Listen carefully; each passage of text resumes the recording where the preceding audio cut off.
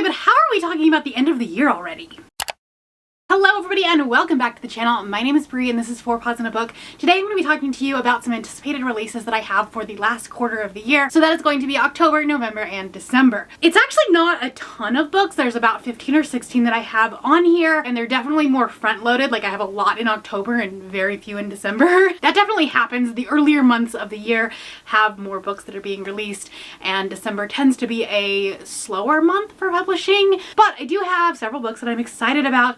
Not all of these do I have pre-ordered, okay? I have some of them, but not all of them. Others are ones that maybe I read as indie but are being traditionally published, and others I just kind of have on my radar. So starting off on October 1st, I have 5 books that I'm interested in. RIP to my wallet, to my book buying ban. October 1st is going to be a big day. First up, we have The Boyfriend by Freida McFadden. I read my first Freida McFadden this year and then fell down the rabbit hole and have read several of her books. I have really loved her books. They're bonkers, they're popcorn thrillers, but they're so much fun to read. This says, she's looking for the perfect man. He's looking for the perfect victim. Sydney Shaw, like every single woman in New York, has terrible luck with dating. She's seen it all. Men who lie in their dating profile, men who stick her with a dinner bill, and worst of all, men who will not shut up about their mothers. She eventually meets this man. She thinks he is perfect. He is charming. He's a doctor at a hospital. Like, what more could you ask for? However, then there are these like brutal string of murders that start happening, and their primary suspect, a mystery man who dates his women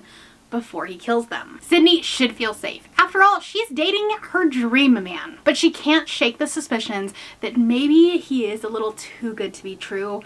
Maybe not quite as perfect as she's made him out to be. If I know anything about Freida, this is going to be a crazy, wild, bonkers story with fun twists, and I'm here for this. Next up, also on October 1st, I know that we are in the middle of spooky season, but Christmas is coming early with Make the Season Bright by Ashley Herring Blake. This is the same author who wrote Lila Green Doesn't Care and that Bright Falls trilogy, which is one of my favorite contemporary romances. Ashley Herring Blake has a way with writing sapphic romances, and this is going to be no exception. This doesn't necessarily have my favorite tropes in it, as it is a second chance romance and it is a Christmas romance, which are not ones that I tend to love. But I love Ashley's writing, I love her characters, and honestly, these girls are gorgeous, and I'm here for this. This is, like I said, a second chance romance, and 2 exes have to pretend like they're strangers because they get stuck at a house over Christmas together, and their mothers sign them up for all these Christmas dating things. So they have to go horseback riding and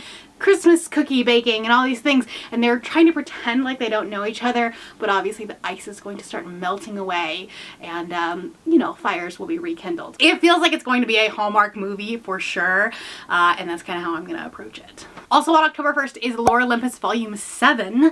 I thought that this was going to be the last one, but apparently it's not. Apparently, like, there's 8 volumes on Goodreads, but this one is Volume 7. Obviously, this is very late in the series, so I can't really tell you much about it, but Lur Olympus is a graphic novel retelling of Hades and Persephone and a lot of the other Greek gods along with it. They're a big mess, honestly, and these characters are so much fun. They're going through trauma, they're trying to deal with that, also trying to do the relationship thing, and it's cute and fun. The last few volumes have not necessarily been my favorite, but I love these characters and I will continue to read and collect these. It's one of the few graphic novel series that I will read physically and like actually purchase. Most of the time I will just read them on Hoopla or through my library, like on my Kindle or my iPad.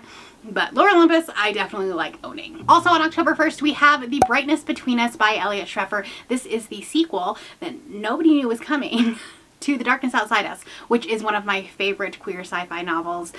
This is a sci-fi romance, and it's definitely a softer story. If you're into sci-fi for like the hard science, this is not it, but this has such a beautiful story. The first one is just so wonderful. This book takes place 17 years after the end of The Darkness Outside Us, and it's very much a direct sequel. I really cannot say a lot about the plot of this book without spoiling the end of The Darkness Outside Us, which is a really big plot twist, so I don't want to say anything. But based on the information that we know at the end of that book, something happens and it's gonna throw everything into a tailspin. That's all I can say. It's very much a direct sequel, and I'm excited about this, honestly. And then the last one on October 1st is Air by Saba Tahir. I have not read An Ember in the Ashes yet. I know.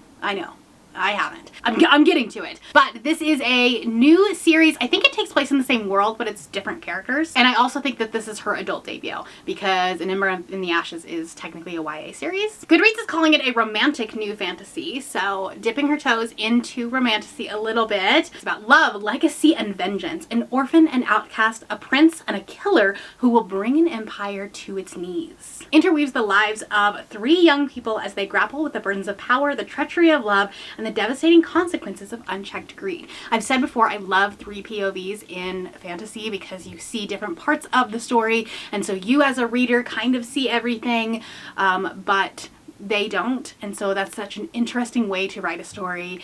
Love it. It's one of my favorite ways to go about fantasy, so I'm very excited about this. Also, in romantasy, and also on October 8th, we have A Reign of Rose by Kate Golden. Berkeley just sent me a finished copy of this. I got it in the mail today, so that's exciting. And this is the 3rd book in the Dawn of Onyx series. I have only read the first one in the series, but I am reading the second one next week for another vlog project, so stay tuned for that. And then I'll be ready to continue on with this. Dawn of Onyx was not my favorite romantasy that I've ever read. I think I gave it 3.5 stars, but it was a really quick read, and I really did enjoy the characters, and I'm sure that moving into the second book, we're going to see more of that, and the banter was bantering, let me tell you.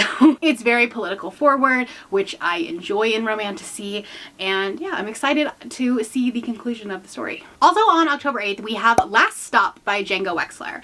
Now, Django is predominantly known for fantasy.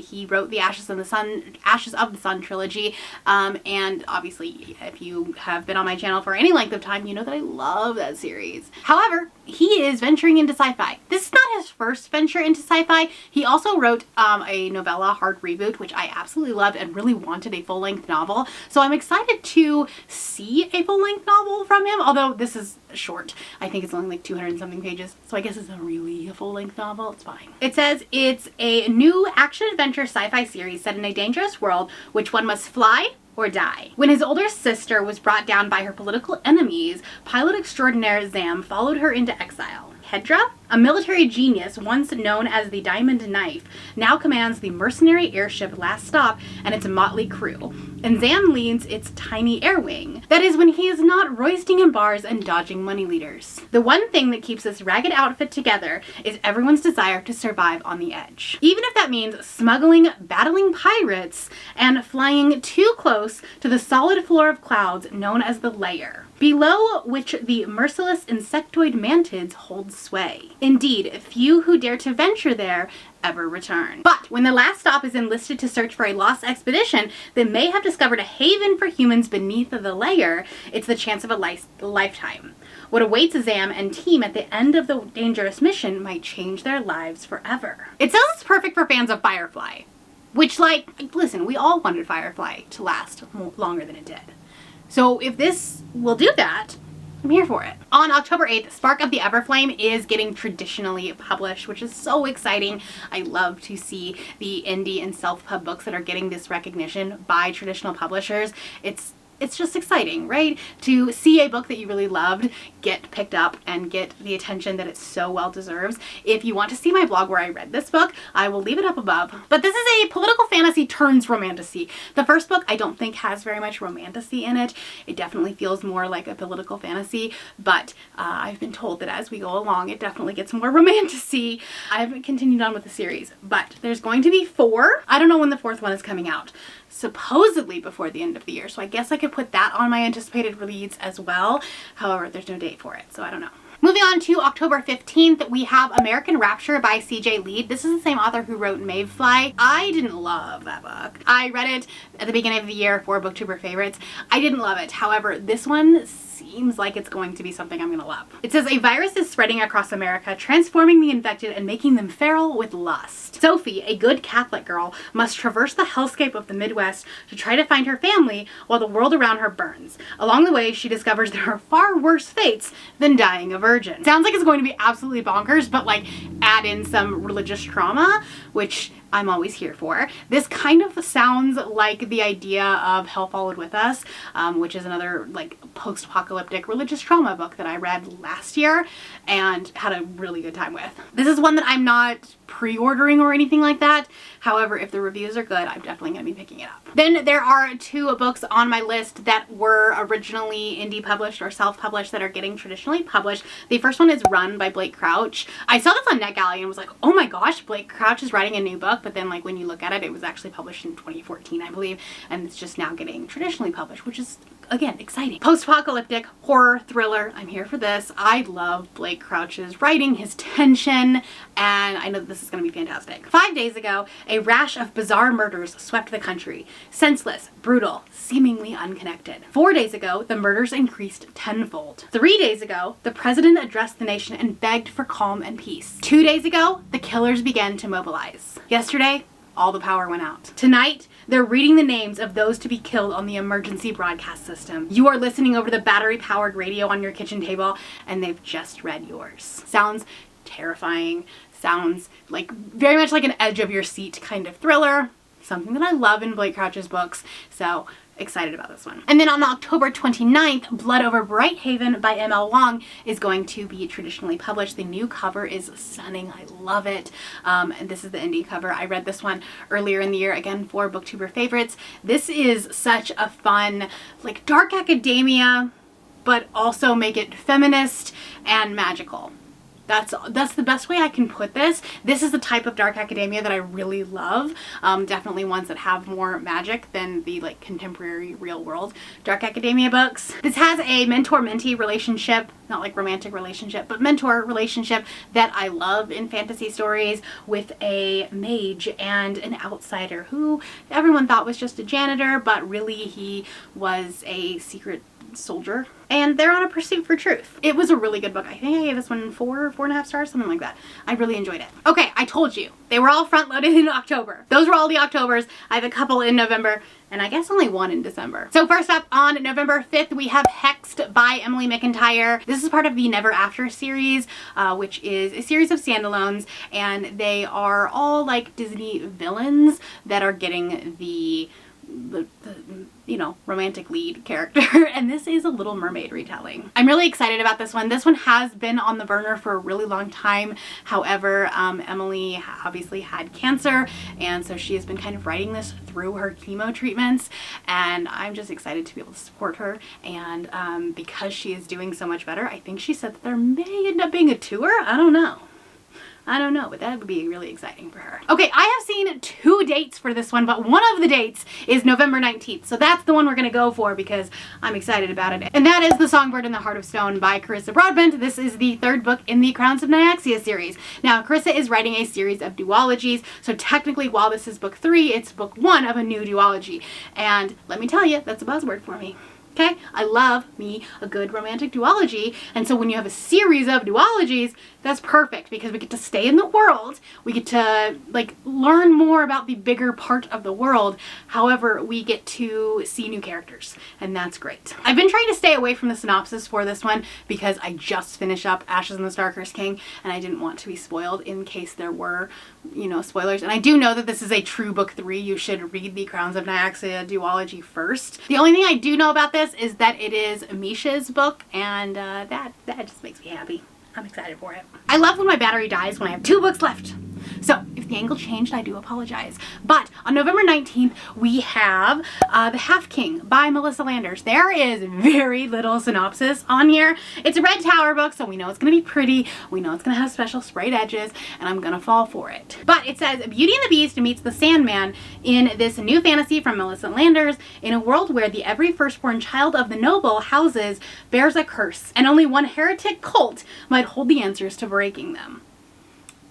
Romantasy, cults, you're speaking my language. Okay, I'm here for this. And then finally on December 15th, my only December release, which is probably a good thing, you know, my wallet hurts in December around Christmas time, but it's fine. And that is A Monsoon Rising by Thea Guanzon. This is the sequel to the Hurricane Wars, and I know that like people really hated on this book, okay? They said it's Raylo fanfic, which it is. It's 100%. But I had such a good time with it, and I don't know, like I had fun with it. I will definitely read the sequel. It's not one like that I'm going to shout from the rooftops. It's not one that I'm like gonna put on my favorites of the year or anything like that. But I had fun with it. It was a good time. It was a pretty light romantasy, but it also had a lot of politics and stuff.